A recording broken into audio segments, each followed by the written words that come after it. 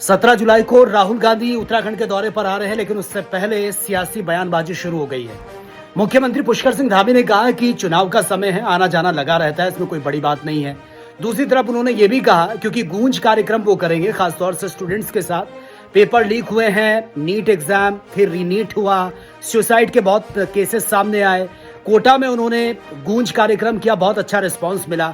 अब यही गूंज कार्यक्रम उत्तराखंड में भी होगा। खबर है कि राजधानी देहरादून के परेड ग्राउंड में विद्यार्थियों के साथ बैठकर उनसे वो कॉन्वर्सेशन करेंगे, उनकी परेशानियों को जानेंगे और मकसद यही है कि विद्यार्थियों के सहारे सरकार तक उनकी आवाज को पहुंचाया जा सके, क्योंकि जिस तरह से विद्यार्थी जो हैं वो बहुत ज्यादा परेशान रहे, खासतौर से पेरेंट्स भी परेशान रहे और हाल फिलहाल में ये मामले बहुत ज्यादा सुर्खियां इन्होंने बटोरी हैं कि कैसे नीट जैसा इतना ट्रस्टेबल एग्जाम लीक हो जाता है, बच्चों के भविष्य के साथ खिलवाड़। और नीट एग्जाम की अगर हम बात करें तो उसकी एक अपनी अलग गाइडलाइंस है, बच्चे बहुत परेशान होते हैं। तो शायद एक बहुत बड़ा हथियार भी है राहुल गांधी के हाथ में कि वो विद्यार्थियों के साथ बैठकर उनकी परेशानियों को समझ रहे हैं और सरकार की जो खामियां हैं उसको उजागर वो कर रहे हैं।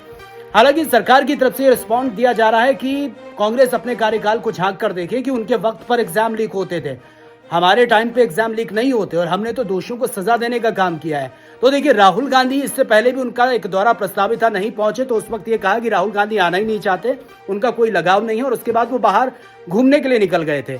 बहुत ज्यादा ट्रोल उस वक्त किया गया था, लेकिन अब 17 तारीख को वो आ रहे हैं। और सबसे खास बात यह है कि राहुल गांधी 17 तारीख को गूंज कार्यक्रम विद्यार्थियों के साथ करेंगे, लेकिन उसी 17 तारीख को प्रधानमंत्री नरेंद्र मोदी देश की पहली हाइड्रोजन ट्रेन जींद से उसको हरी झंडी वो दिखाएंगे और इतिहास के पन्नों में यह दर्ज होगा कि पहली हाइड्रोजन ट्रेन हरियाणा के जींद से चली है।